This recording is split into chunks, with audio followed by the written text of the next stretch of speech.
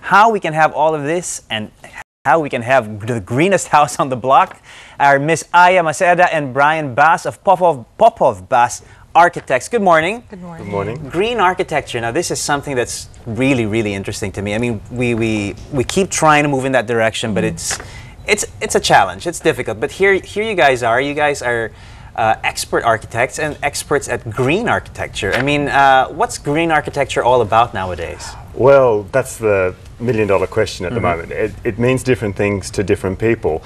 Unfortunately, it's been a little bit. A lot of people think it's just about the technology, so solar panels on the roof, low-use energy light bulbs in the house, high-performance glazing, all of which are very, very important.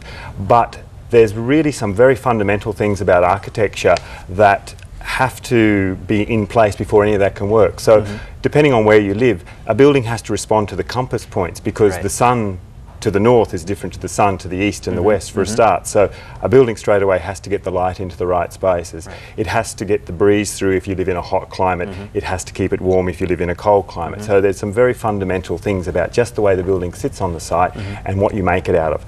Then when you get all those things right, you can have water recycling, you can reuse your washing machine water in your garden, various things like that. But they are smaller elements compared to the big picture. I suppose it really, like you said, you have to respond to the area where you're at, to the surroundings where you build the house. It must be an interesting situation for Aya over here. I mean, you grew up here in the Philippines and now you're working out of Australia. It must be interesting to have that background of being in a more tropical sort of environment and moving to a four-season country like Australia. How has that influenced the type of work that you're doing? Yeah, well, every site is different. So in Sydney, we would just look at the site and, as Brian said, you know, look at where the wind is, the sun coming in. But in Australia, we have issues of heating the building, and we don't have that here. So if we were doing a project here, we would respond to the tropical environment and address the house that way. All right. I suppose the best way to start talking about the work is to have some sort of images to base the discussion on. I mean, we've got some images from the work that you've done all over Australia, Castle Crag, Mittagong, Mossman. I suppose we can start with some of the images that we're seeing on screen. What can you tell us about some of the pictures that we're looking at? This is a very interesting house because it's a very large house, which straight away may or may not be sustainable. But it's in a farming area, and so it wasn't connected to town water, it's not connected to the sewage system, and there was inadequate power supply to that house. So in this building we have a vast amount of solar panels, not so much for the power, but it pumps hot water through the floors because Mittagong is a very cold area. It actually can snow in winter.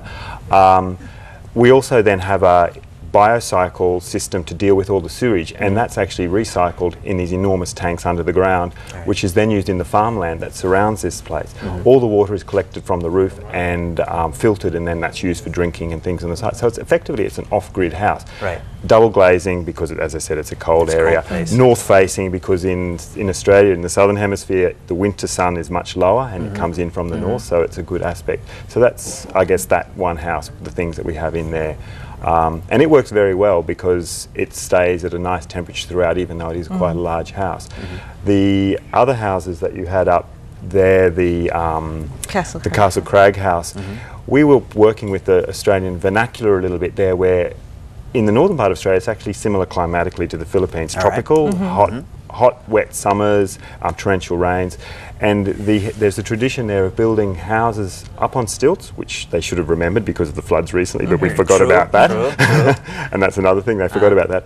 And then you build a veil around the house that keeps the hot sun off the glass, and it keeps it off the building. And so that house that you just saw there with the metal louvers was a modern interpretation of that. And that's a sort of, I guess, architecture that has reference to the tropics in that respect. It's about the breezes, it's about keeping it cool, keeping the sun out. So yeah. You started off with talking about a house that was built in you know, sort of a more, how would you call it, more of a rural area. Am I correct in saying that? I mean, you've got some areas here, Mossman, I believe Mossman is sort of like a sort of very posh area to be in. How does that sort of make what sort of challenges do you come up with building in an area like this, where you don't have all that space, maybe, or you don't have, you can't be quite as creative, or you can be. You have to be more creative in a way, because not only do you have to often in Sydney there's lovely views in a certain direction, and sometimes they're not in the right direction. They may be to the west. So then you have to be creative, because people say, right, I've spent lots of money. That's what I've paid for. I want to see that view. I've paid for this money. I want to see this view.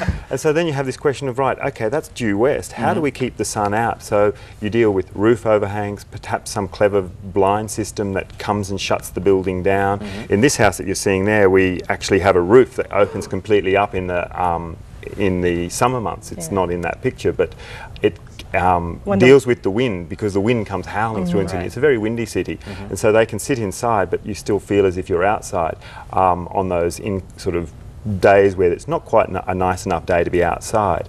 And you have to deal with privacy issues and security issues, which immediately means the house is more shuttered and closed down. And so, again, there's fantastic technology out there with glazing and louvers and blinds. There's the roof that opens up that I was talking about. Fantastic. It looks beautiful. Now, we've got a whole bunch of other projects that you have here: Palm Beach, Whale Beach, Point Piper houses. What's your favorite? What really stands out for you? My favorite is the Castle Crag house. Okay. Just because of how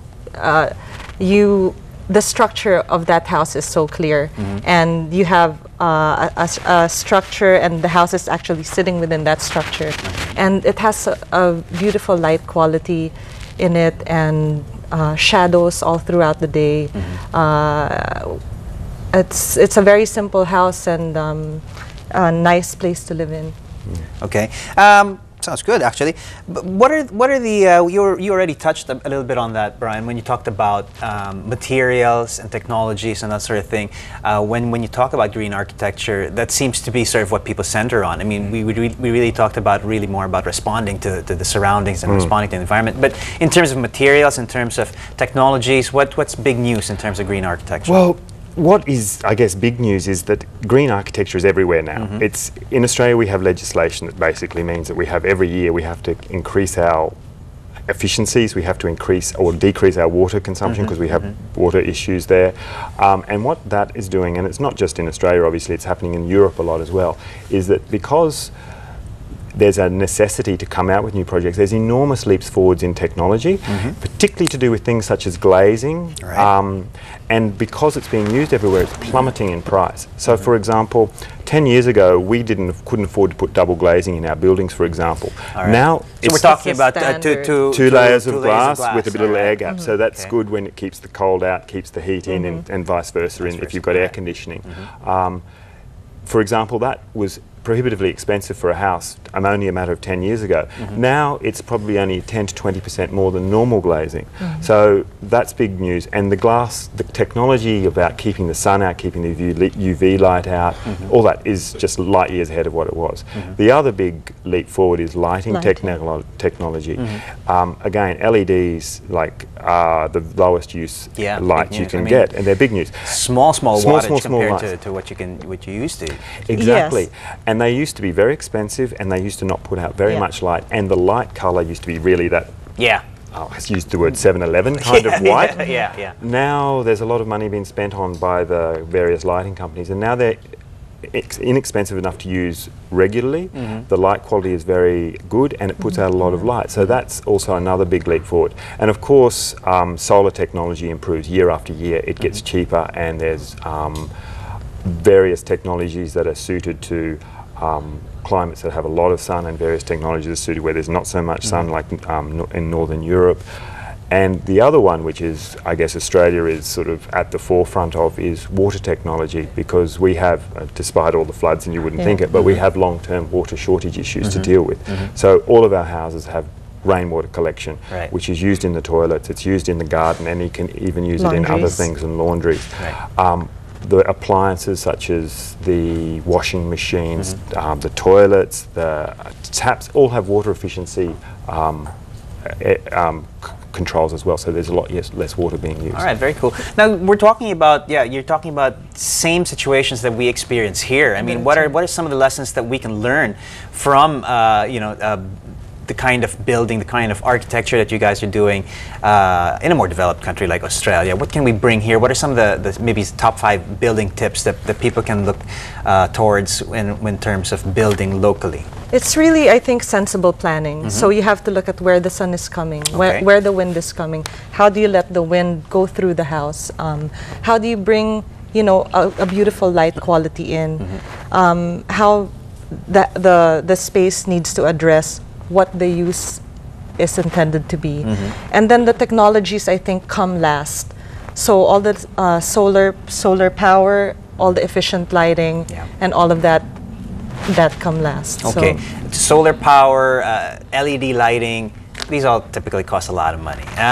Is that something that holds a lot of people back? Is that something that's you should put up with up front because the savings are in the back end? Across the board. Across the board, yes. There is a commitment if you want to go green. And so straight out, it's definitely a little more expensive to build green. Yes. It is. Well, maintenance. Yes and no. Yes and no. There's passive and there's active controls in-house. And so the passive things like pointing the house in the right direction and getting the air through, that's common sense, and it costs the same as designing the house badly. Right. So that's for free. The things you add on are the expensive. It's amazing how little things like that really make a difference.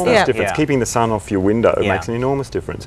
But the things that you add to the building can be expensive, and we've been fortunate enough because we do some very expensive houses and we do some cheaper houses as well, and we get to work on the technology that's out at the front on expensive houses, and then we've noticed it trickles down over the years. It's getting cheaper and cheaper, and it's probably the Philippines is the same as Australia, where electricity prices just aren't getting cheaper. So it just comes to the equation of the payback time. So if a solar panel costs X amount of dollars or pesos, how many years does it take to pay back? And if it's less than 10 years, and you're probably going to live in that house for 10 years, then it makes sense. Would Popov Baz be considered green specialists? I mean, the reason I ask is how much of having a green conscience, or how much of a desire to build green, how much of that limits the type of design or dictates the type of design work that you guys do? I mean, how many ideas do you have get nixed because you think, oh, that's not too much of a green idea, but it looks pretty, it looks beautiful. How do you marry those two things? Actually, we're not trying to brand ourselves as green architects, because I think it's innate in our practice. We have to be green. The architecture that we do always responds to where we sit our projects. Cool. It responds to the people that have to live in it as well. So we also have to analyse the way that they interact with the landscape in the garden. So in Australia, we're actually very casual the way we live. It's just big open rooms and everyone moves into it. We're doing a project in Vietnam, which is actually very different. It's much more compartmentalised, the way they're living, more formal and informal in those spaces. I mean, culture very plays similar a to part as well. And so there's no point in doing a building that you, like in Australia, where you get to let the breeze through. We found that that's easy in Australia. But in Vietnam, we found that quite difficult because there's more walls in the way. So we respond to every single site, and our buildings grow from the site, and therefore innately they're green, as Aya says, but we don't want them to be badged as such. As green, they just are. And I think that's the future in sustainability, is people want to live in houses that are sustainable, but they don't necessarily want to walk into and go, oh wow, isn't this sort of like a green house? I think that's what makes good architecture. You know, it's a great place to live in. It's a beautiful place, and it just happens to be a sustainable way to build something. That's right. But in terms of technologies, there is, our responsibility as well to, inform our clients on the technologies available to them, and, how long it'll take them to, get their investment back. Everything they spend on for a project is an investment. Absolutely. Well, speaking of sharing, the technologies and spreading the word, you guys are also going to be having some sort of an activity, a seminar, is it, on the 27th at New World Hotel? Yes. It's called Going Green the Australian Way. What's this all about? What are we going to be talking about in this event? That event, it's mainly for the Green Building Council of the Philippines, that I guess the people who will be attending it. And what we're going to be doing is talking about what our approach is to sustainability and our philosophy to that. And we're going to use examples in that talk about not just our work, but some of the sort of notable examples from the 20th century greats, and then use also our work and just say, look, these are the things that we've used here, and then hopefully, it could start a discussion that everyone can Is that help open to them along the way. everybody? Do you have to be in the industry or just anybody? I think it's a closed invitation. It's I'm a not closed sure about that invitation one. by the All right, but embassy, like you said, I mean, things have a way of sort of That's right, trickling trickling down. down. Trickling Yeah. down, yeah. And we are meeting some, key people here to talk to them about sustainable design in general. So. Okay, very cool. Well, I think that's definitely something to look forward